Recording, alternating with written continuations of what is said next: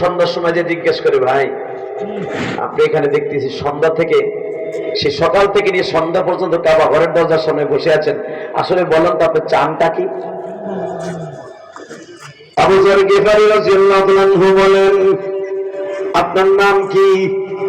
আমি বললেন, ইশারায় বুঝে নিবেন আমি হলাম মুহাম্মদ রাসূলুল্লাহ সাল্লাল্লাহু আলাইহি ওয়াসাল্লামের আপন চাচতো ভাই। আবু যর গিফারী জিজ্ঞেস করে, আপনি যদি মুহাম্মাদের চাচতো ভাই হন, মুখ দিয়ে বলতে সাহস পায় নাই, হাত দিয়ে লিখে দিয়েছে আমি মুহাম্মদ সাল্লাল্লাহু আলাইহি ওয়াসাল্লামের চাচতো ভাই। আবু যর গিফারীকে আল্লাহ এত জ্ঞান দান করছিলেন, ইশারায় বুঝে নিতেন আল্লাহ তারে কত জ্ঞান দিয়েছে। হযরত আলী বললেন, আপনি আমার পিছনে পিছনে আসবেন, ডানে বামে তাকাবেন না। মনে হয় আপনি ক্ষুধার্ত মানুষ, আপনার আগে মেহমানদারি করাই। ভাই এরকম যদি রাস্তায় কোনো বিপদগ্রস্ত মানুষ দেখেন, সত্যিকারে কোনো ধোঁকাবাজ না, আগে একটা পামরুটি, দুইটা কলা, একটা মাম পানি দিয়ে তারে খাওয়াইয়া আপনার বাসায় বসাইয়া, দোকানের পাশে বসাইয়া তারে বলবেন, বাইরে এখন বলেন আপনার কি পরিস্থিতি। লোকটার কাছ থেকে যদি আপনি এরকম একটু প্রশান্তি লাভ করে দিতে পারেন যে লোকটা বিপদে পড়ে তোমার দোকানের সামনে বসে আছে, বাড়ির সামনে, বিশ্বনবী বলে যদি এরকম একটু নুসরাত তুমি সাহায্য কোনো মুসলমানকে করতে পারো, 10 বছর দাঁড়ায় থাকিয়া ইবাদত করলে যেই সওয়াবটি তাকে করলে সেই সওয়াব, ওই সওয়াব আল্লাহ তোমার দান করে দিবে।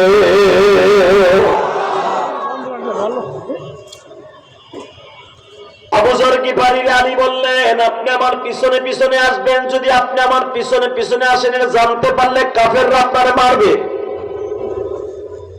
আমি একটু দূরে দূরে হাঁটবো, আপনি আমার পিছনে পিছনে হাঁটবেন। বুঝিয়ে নেন কত কঠিন ছিল নবীর রাজনীতি দোয়া, ইসলামের দাওয়াত দেওয়া। বাবা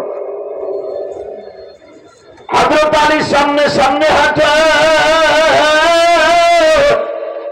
আবু যর গিফারী পিছনে পিছনে যায়। গো বাবা, যাইতে যাইতে বাসায় চলে গেলেন। আলী একটা কথাও জিজ্ঞেস করলেন না, আপনি কেন আসছেন? মেহমানদারি করায় বললেন, ঠিক আছে আপনার গন্তব্য জায়গায় আপনি চলিয়ে যান। আবু যর গিফারী আবার বাজান মক্কার দরজার সামনে বসে আছে। এবার দিনটা নরম করে আমার দিকে তাকাও, ইসলাম এত সহজ নয় গো বাবা। এই কোরআনের বাতি যে জ্বলছে কিয়ামত পর্যন্ত জ্বলবে, পৃথিবীর এমন কোন নাস্তিক নাই এই কোরআনের বাতিকে নিভাই দিতে পারে।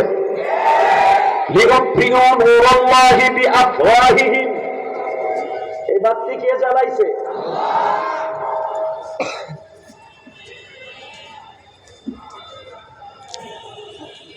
এই বাতি কেউ নিভাইতে পারবে? জোরে কর, আরো জোরে। হযরত আলী বললেন, যান আপনি চলে যান। কোনো কিছু জিজ্ঞেস করলেন আপনি আসছিলেন কেন? আবার আবু যর গিফারী পরের দিন সকাল থেকে নিয়ে ওইভাবে বসে আছে। আলী তাকে টার্গেট করছে, লোকটা দেখি কালকে থাকে কিনা। আজকেও ঠিক একই জায়গায় কাবা হাতিমকে পিছনের দিকে দিয়া কাবার দরজার পাশে লোকটা আজকেও বয়ে দিয়েছে। সুবহানাল্লাহ, বোর কাছে যে কইলেন, আরো জোরে কর। আলী বললেন, আপনি মনে হয় আজকেও কিছু খান নাই না, খাওয়ান কিনতে পারেন নাই, পয়সা পয়সা নাই। আবু যর গিফারী কিচ্ছু বলে না, শুধু বলেন, না কিছু খাই নাই, জমজম খাইছি আর 2টা খুরমা খাইছি। হাজিরা তওয়াফের সময় আমার 2টা খুরমা দিছিল, ওইটা খাইছি আর জমজমের পানি খাইছি। হয়তো আলী বললেন, আসেন আমার সাথে আসেন। বাসায় নিয়ে পেট ভর্তি খাওয়াইছে, খাওয়াই বলে ঠিক আছে যান গা। এইবার আবু যর গিফারী জিজ্ঞেস করে, দিলটা একটু নরম, আমার দিকে তাকান। আচ্ছা, আমি আপনার বাড়ি 2 দিন মেহমান হলাম, আমি চোর না ডাকাত, আমি বদমাশ না গুপ্ত চোর, না মুসলমানের শত্রু, না বন্ধু। আপনি আলী মুহাম্মাদের আপন চাচতো ভাই হওয়ার পরও একবারও জিজ্ঞেস করলেন না যে আমি আসছিলাম কেন, আপনি আমারে আনেন কেন? এবার আওয়াজ দিয়েন। আলী বলেন, মুসলমান এইটা বলা নিষেধ আছে। জোরে জোরে জোরে জোরে, আরো জোরে। এটা বলা নিষেধ আছে। আচ্ছা, আপনি যখন জোর করে বলতেই চান যে কেন জিজ্ঞেস করলাম না, ঠিক আছে আপনি যখন বলছেন এখন বলি, বলেন আপনি আসছেন কেন? 2 দিন আপনি বয়ে রয়েছেন না খাইয়া, কারণটা উদ্দেশ্যটা কি? আপনি কি মক্কায় গোয়েন্দা হিসাবে আসছেন? আবু যার গিফারি কে আপনি জানেন? এখন কানবেন। এই আবু যার গিফারি যখন ফাতেমার লাশ রাত 10টার পরে দাফন করা হবে, দাফন কাঁপানো রেডি হয়ে গেছে, ঠিক আবু যার গিফারি কবরের কাছে যে ডাকছিল আর বলছিল, কবর রে, তোর ভিতরে এমন একটা মহিলাকে রাখা হবে যেই মহিলা হাসান হুসাইনের মা। তোর মধ্যে এমন একটা মহিলাকে রাখা হবে যেই মহিলা হলো নবী যাকে টার্গেট করে বলেছেন, আল ফাতেমাতু বুযাআতুম মিন্নি, ফাতেমা আমার গায়ের গোশতের একটা টুকরা। এমন একটা মহিলা ফাতেমা, যেই ফাতেমা আল ফাতেমাতু সাইয়্যিদাতু নিসাই আহলিল জান্নাহ, সমস্ত মহিলাদের জান্নাতের সর্দারিনী, তাকে কবরের মধ্যে রাখা হবে। এই আবু যারের প্রশ্নের উত্তরে কবর বলেছিলেন, এই সাতার পোলা পান্ডে, কবর রে, তোর ভিতরে আসতেছে দুজাহানের বাদশা নবী মুহাম্মদের মাইয়া। কবর উত্তর দিয়েছিলেন, আমি ফাতেমারে চিনি না, নবীর মেয়েকে চিনি না, আমি হাসান হোসেন জান্নাতের সভাপতির মাকে চিনি না, আমি শেরে খোদা আলীর বিবিরে চিনি না, আমি চিনি একমাত্র ওই ব্যক্তিকে যে নেক আমল লয়ে কবরে আসবে, সেই আবু যার গিফারি।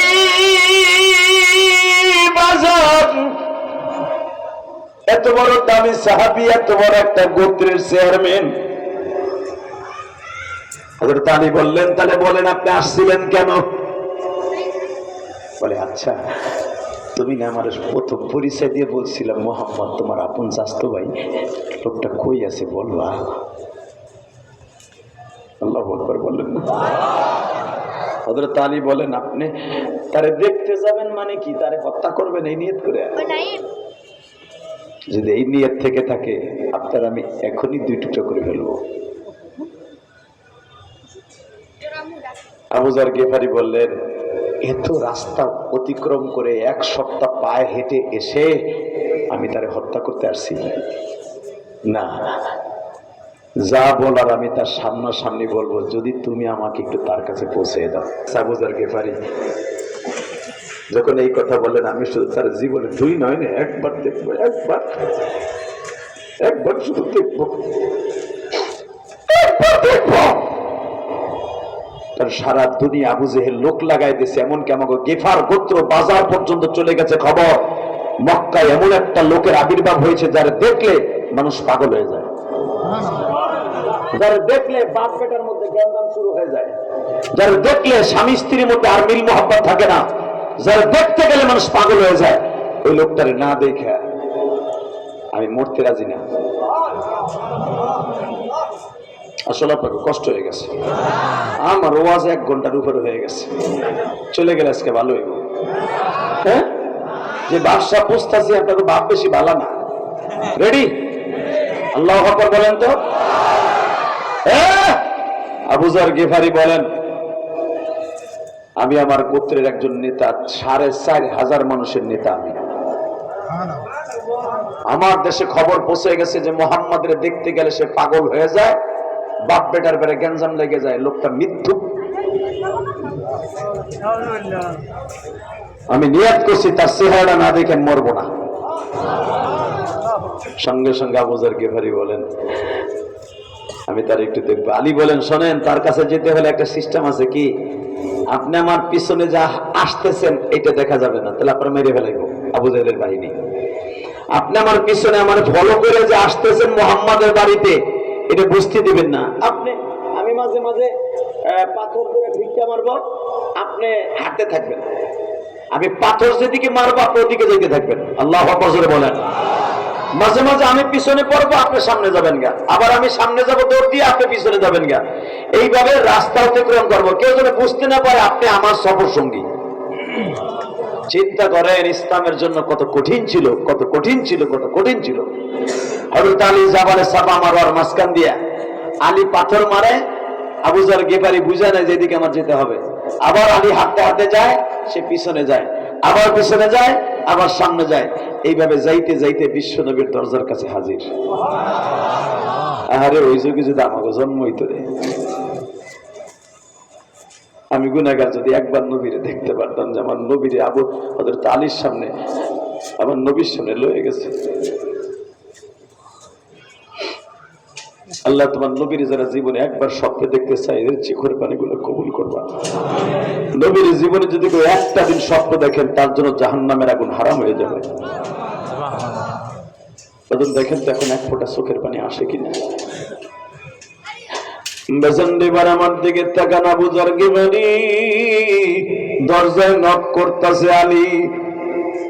নক করার সঙ্গে সঙ্গে আমার নবীর কলিজার টুকরা মেয়ে উম্মে কুলসুম দরজা খুলে দিছে। আলীর সাথে দেখা ঢোকার পারমিশন নিল আবু যর গিফারি। মা খাদিজার বৈঠক খানায় বসে আবু যর গিফারি বসে আছে। বাবা আমার এতিম নবী উপরের থেকে নামতেছে, আমি দেখবো আমার নবীর যারা জীবনে একবার স্বপ্নে দেখতে চাও বাবা। চোখের পানিতে আমার মহলারে বুঝায় কও মালিক রে, দুনিয়ায় কত মানুষকে স্বপ্নে দেখাইলা, একটা বার কি তোমার নবীরে দেখাইতে পারো না? যেই মানুষটারে দেখলে জাহান্নামের আগুন হারাম হয়ে যায়।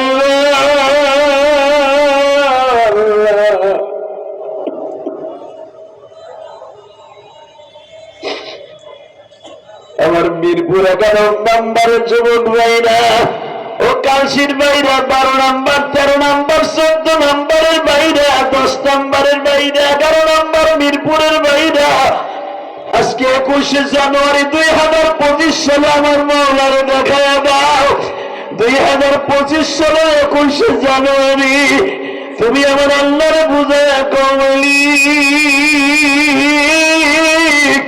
এই ময়দানের মধ্যে আবু যর গিফারির মতো যদি আমি একটা সুযোগ পাইতাম গো নবী,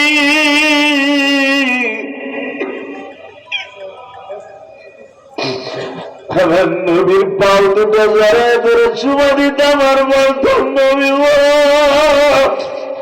আবু যর কাফের আপনার দেখে আমরা কেন দেখতে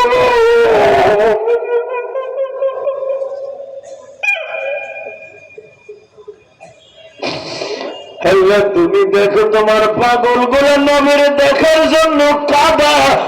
তোমার নবীরে তুমি দেখার লাইগা 7 আসমানের উপরে লয়ে গেছো, তবে বোঝা গেছে তোমার নবীর চেহারাটা তোমার কাছে কত দামি ছিল। দুনিয়ার সব নবী তোমার দেখার লাগে পাগল ছিল, আর তোমার নবীরে তুমি দেখার লাগে পাগল ছিল। এই জন্য এই মাসের 27 তারিখ তোমার বন্ধুরে তোমার বাড়িতে মেহরাজে লয়া গেছে। 21 জানুয়ারি তুমি এখন চোখের পানি ছেড়ে দিয়ে কান্দা। আমার আল্লাহ যদি নবীর দেখার পাগল থাকে গো বাবা, পাগল হওয়ার কারণে আল্লাহর বাড়িতে এই মাসের 27 তারিখ বেড়াইতে লয়ে গেছে, তাহলে বুঝে গেল আমার নবীর চেহারা দেখলেই জান্নাত ওয়াজিব গো বাবা। দুনিয়ায় যারা এতিম আছে তারা কান্দার বুঝায় কও মালিক রে,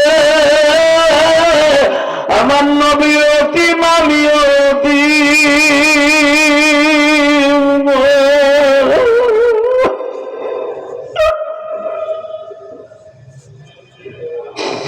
এতিম হইয়া নবী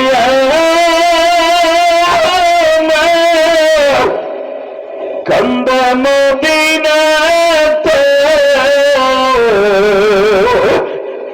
কত সন্তান বাবা ডাকে আমি পারি না যে, মালিক তুমি ভালো রাখো বাবা মায়ের কেমন আছে তারা সবাই কো।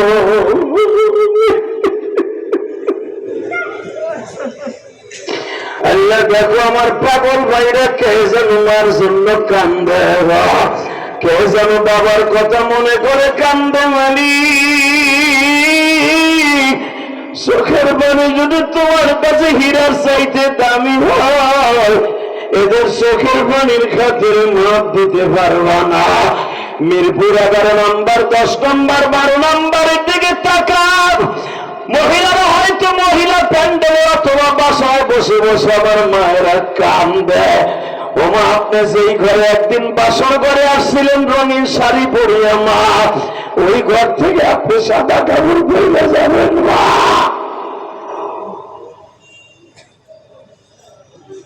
আল্লাহ আল্লাহ, দেখো কারা কান্দে।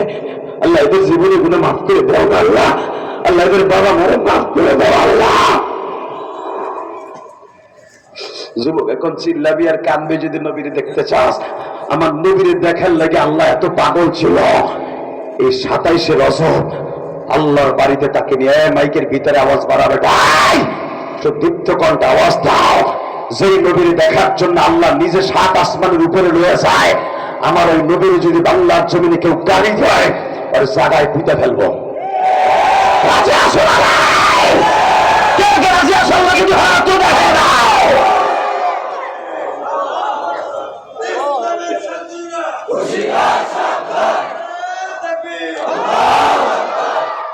এই বিশ্বনবীর শত্রুরা হুঁশিয়ার, সাবধান, এটা বলতে হবে ইনশাআল্লাহ। বলেন আল্লাহু আকবার জোরে বলেন।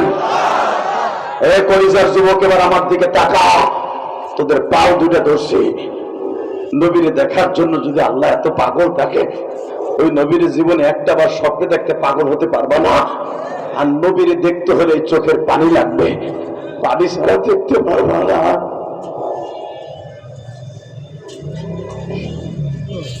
আবু যার গিফারি তাকানে দেখে বৈঠক কানে বসে আছে। কষ্ট হইতেছে? 5 মিনিট। আবু যার গিফারি চাতক পাখির মতো আমার নবীর দিক তাকায় আছে, যে উপরের থেকে নবী নামতাছে দুতলার থেকে। হঠাৎ করে আবু যার গিফারির চেহারা আর নবীর চেহারার সাথে মিল হয়ে গেছে। জোরে জোরে জোরে জোরে জোরে। নবীর চোখ আর আবু যার গিফারির চোখ এক হয়ে গেছে। আবু যার গিফারি এক নজরে আমার নবীর দিক তাকায় আছে। কলিজার ভাই, জোরে জোরে জোরে জোরে। আন্দোলনের ডাক দিলে এত জোরে চিল্লে চিল্লে স্লোগান দিতে পারো। কোরআনের মাঝখানে বসে একটা স্লোগান দিয়ে দেখায় যে যদি ওই জায়গায় আমি আর তুমি থাকতাম। আবু যার গিফারি অত্যন্ত ব্রিলিয়ান্ট মানুষ, অত্যন্ত বুদ্ধিমান মানুষ। যখনই দেখছে এই যে মুহাম্মদ সাল্লাল্লাহু আলাইহি ওয়াসাল্লাম নামতাছে, একটা চিৎকার দিয়ে বলে, আলী উনি কি মুহাম্মদ? জোরে জোরে জোরে জোরে জোরে জোরে জোরে বলছে, এই যে কি মুহাম্মদ? হযরত আলী বলেন না। আবু যার গিফারি লাফ দিয়ে দাঁড়ায় গেলেন, নবীর সম্মানে দাঁড়াইয়া নবীকে সালাম করে বলে, এই চেহারার ভিতরে কোনো গুন্ডার ছাপ নাই,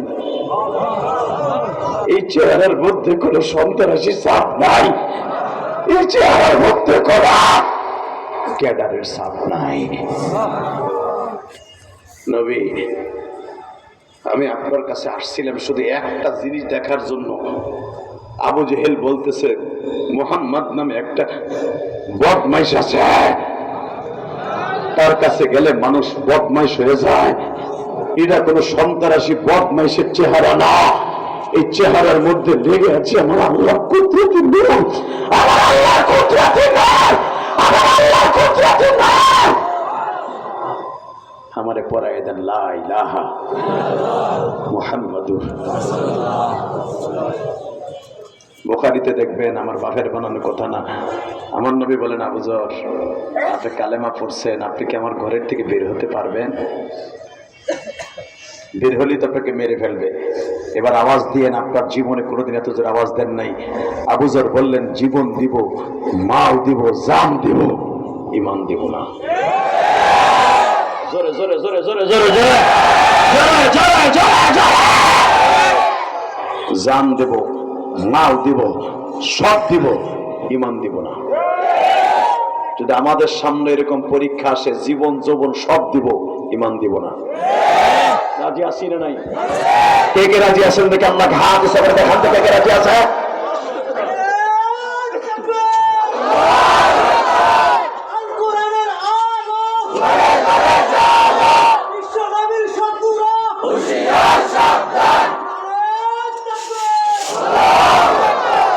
নামান হ্যাঁ, শুধু আমার দিকে তাকাবেন, একটা লোক ঘাড় ঘোরাবেন না, বলেন তো আল্লাহু আকবার। আবু যর গিফারি বললেন, ইয়া রাসূলুল্লাহ, আমি তো কালেমা পড়লাম, আমার গোত্রের লোকেরা আমার বিশ্বাস করবে না যে আমি কালেমা পড়ছি।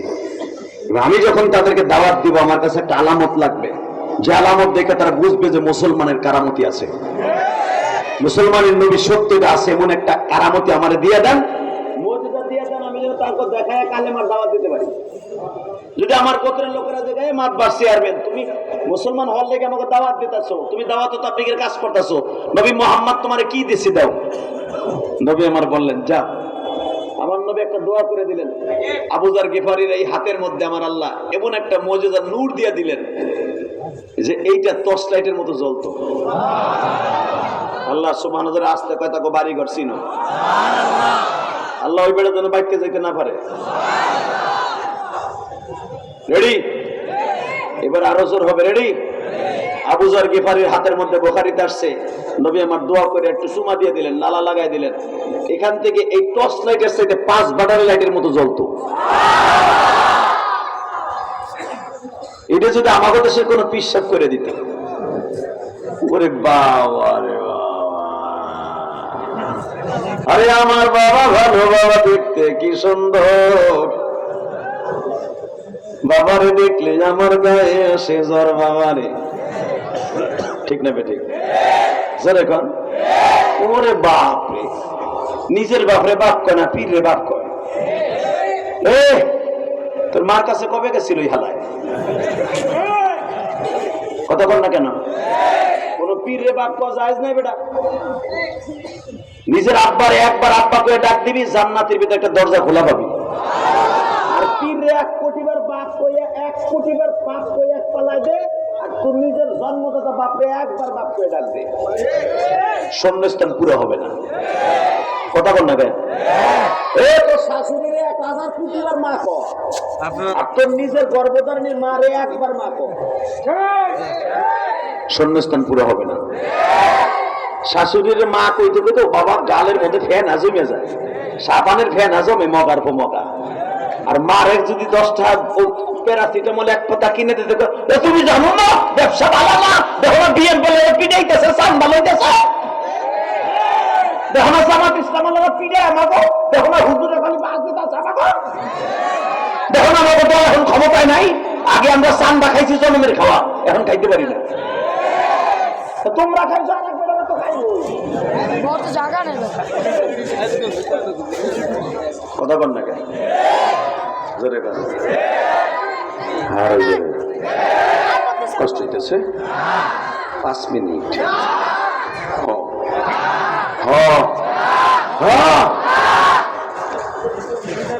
তাহলে এবার আওয়াজ দাও। দুনিয়া সব একদিকে থাকবে, বিশ্বনবীর আদর্শ ইসলাম একদিকে থাকবে। রাজি আছো না? দেখো আলেমদেরকে ধরে দিয়ে নিয়ে আয়নাগর নামে গজব করে নিয়ে গরম গরম মুরগির ডিমডু হয়েছে, হাঁসের ডিমডু হয়েছে। ভারতের তোমার দাদা বাবুর সৈন্য দিয়ে এমন পিটাইছো, এখন আলেমুল আমার কথা যখন শুনি চোখ দিয়ে অজরে পানি ঝরতে থাকে। এত কষ্ট দিছে আলেমদেরকে, ইমাম আবু হানিফার মতো এত কষ্ট দিছে, তখন মনের ভিতর থেকে যে কি জ্বালা শুরু হয় আপনাদের বুঝাইতে পারবো না। আমি ইলিয়াস রহমান জাহিদি জীবনে মিয়া কোনো দল করি নাই, আওয়ামী লীগ কও, বিএনপি কও, জামাত কও, হুজুর দল কও, কোনো দল আমি করি নাই। হ্যাঁ, তবে একটা দল করছি, ইসলামের বিরুদ্ধে কথা বললি ওর বিরুদ্ধে কণ্ঠটা বাজাইছি। কথা বলেন না কেন? দুনিয়ার সব কিছুতে বেঈমানি করতে পারে, চোখের পানি কোনোদিন বেঈমানি করবে না। কথা বলেন না কেন? মুসলমানের গোলা তাকানো এদিকে। রেডি? রেডি? রাজনীতি করব ইনশাল্লাহ, ওই রাজনীতি করব যেই রাজনীতি করলে আমি আল্লাহকে পাবো। ইনশাল্লাহ বলেন। ওই রাজনীতি করব যেই রাজনীতির সাথে আমার আল্লাহ আল্লাহ রসুলের সম্পর্ক আছে। ওই রাজনীতি করি না যে রাজনীতির সাথে আবু জাহেলের সম্পর্ক আছে। রেডি? আবু যর গিফারি বলে, ইয়া রাসূলুল্লাহ, আমারে যা দিলেন হুজুর, এডিলে যদি আমার গোত্রের কাছে যাই, মানুষে কবে এটা জাদু, আপনার আরো বদনাম হইব।